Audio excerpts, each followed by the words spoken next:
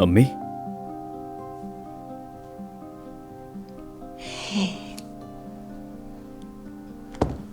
अरे उमर, तुम कहाँ रह गए थे? इतनी फिक्र हो रही थी। काम थोड़ा ज्यादा था इसलिए। मैंने तुम्हें फोन भी किया था लेकिन तुमने जवाब नहीं दिया। देखे ना, चार्जिंग खत्म हो गई थी। या मेरे अल्लाह, एक तो तुम्हारे हाथ बर्फ की तरह ठंडे हो रहे हैं, सर्दी लग जाएगी तुम्हें।